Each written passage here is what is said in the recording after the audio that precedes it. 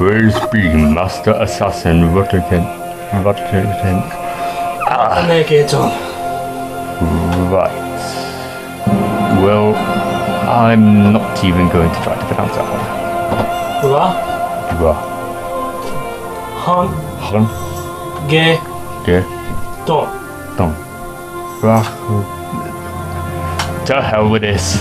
I'm calling you Connor. You were born in a village unpronounceable to most men. Canati say it on. You're really getting on my nerves, narrator. You were born in Look, you're freaking Native American, alright?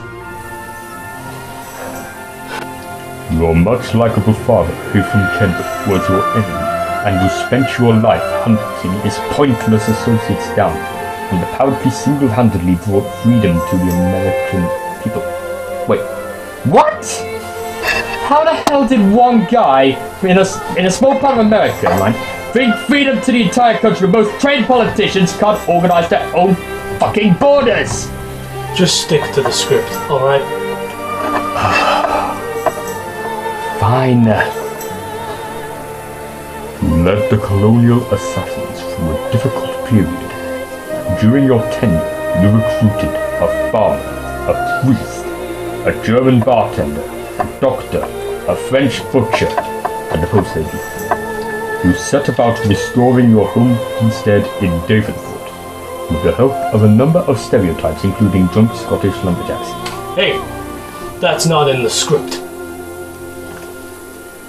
Connor, your people are calling you once again to majorly ruin their lives and to fail in your mission to protect their land. Can you bring them destitution? Can you build a civilization that can stand the test of time? Can Ubisoft make protagonists more angst-ridden? Right, that's it. Get out, you bastard! Get out! What? No!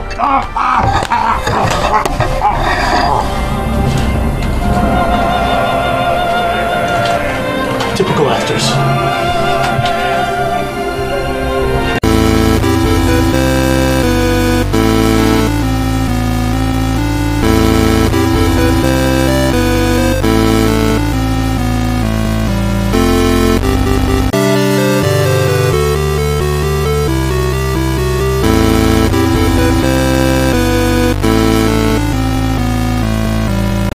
Hi, peoples of the internet. I'm going to do for my first review a game that I love a lot. Like, seriously, a lot. So much so that I clocked nearly 300 hours. Alright? This game is Sid Meier's Civilization 5. Well, what is it? Well, it's a turn-based strategy game, and it's one of those games that I think it's guaranteed to give you that just another turn itch that a lot of really good strategy games give you, and I think if it doesn't do that for you, it kind of fails as a strategy game. But this game really does give you that. It's gotten so much better since it's had its DLC add-ons. When it was, just the vanilla Civ 5, it was a decent enough game, bit unplayable, apparently. A lot of crashes. I was a late comer into it, so I was quite lucky in that respect. But apparently, the vanilla game was kind of buggy and crashy. But now they've introduced Gods and Kings and Brave New World. It's fantastic. Brave New World is probably one of my favourite games. It just gives you that depth that the vanilla game didn't have. And if it's not enough, I mean, it's fully moddable on the Steam Workshop, and I think it's really there's some great mods which give you more religions, like the Church of Star Trek and the Brotherhood of Nod. Other mods are like maps packs that allow you to start your Civ in its true starting location. That's my favourite mod. That's the one I use a lot. Bulks for your nukes, of course, because nukes need bulks, right? And it gives you, there's a mod that I use for a sniper unit, and that becomes upgradable. So you start with an ordinary sniper unit, and then you get the modern sniper unit, and XCOM, come on.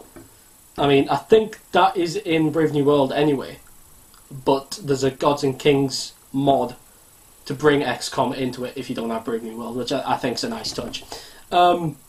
These mods do enhance the gameplay. I think it really speaks to 2K Marin and Firaxis' character that they will allow games to truly play this game the way that the gamer wants to play it, instead of just sort of locking it off for you, especially on PC. You know, PC gaming allows you to do that, to mod your games. And I wish that some other devs, especially in the strategy game market, would follow suit and give a lot of these games what they deserve. You know, workshop support. It has a really cool multiplayer as well. I've played a couple of multiplayer games with my my friend over at British Bearded Gaming. Been trying to get that recorded. I'm going to, because we had some fun. For example, he called one of his cities John Madden and another one Pinkie Pie, and then I got really silly and renamed Istanbul to Istanbul shit. So it allows you to do roughly the same thing that you would do, but it's with your friends. And I'm going to put some up, and I would also ask that, well, I would say, I'd recommend that you check some Let's Plays out on multiplayer, because it's a lot of fun. But there are some problems with this game. It's damn fun, but just some issues, like your leader is immortal. While this may seem like nitpicking, I think it's a valid point. Okay, it kind of ruins it. Like, breaks the immersion when you realise that you're playing as Gandhi in the years 2050. Yeah?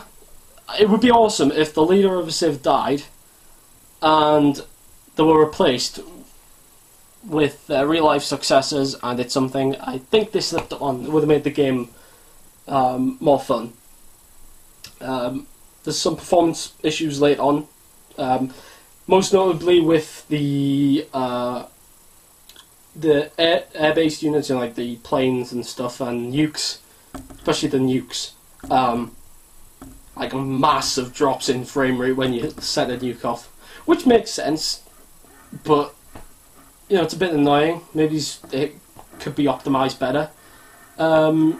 Crashes. The game crashes sometimes.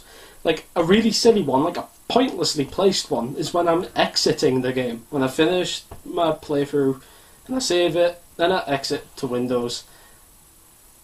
Civ 5 has stopped working. What the hell? That is pretty annoying. Also, another issue, this is not one I've experienced, this is one that my friend's experienced with his playthrough of Civ 5. He gets to 2050, he's got his diplomatic victory, his culture victory, and science victory. And he ends up going past 2050, but he doesn't get the victory screen where you get like the points show up saying, right, you've done this for this and that for that, and it, you know, the screen that says, hey, you've won, well done, which is a bit weird. That's never happened to me before, but then again, that's because I tend to go for domination as well as diplomacy and culture and all the others. So maybe it's that, I'm not sure, but if that is a genuine glitch in the game, it's not one that I've run into, but if it is a genuine glitch, then it's something that's going to have to sort out, because it's quite an important issue, really. You know, that's you winning the game. That's the difference between you winning or losing. But whatever the issues are, I think that this is a really well-rounded game. It simplifies a lot of the material from Civ 4, which, whilst not actually taking too much away from it, it does remove the corporations, which, you know, is a shame, but it's not a problem, considering it gives you access to religions, trade routes, more diplomacy options for your for your opponents.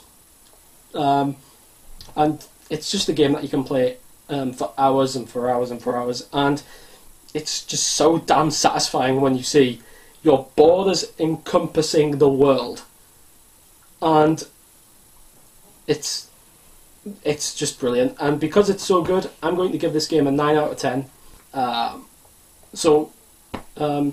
Yep, this has been HeinzVarietyNerd, and thanks for watching.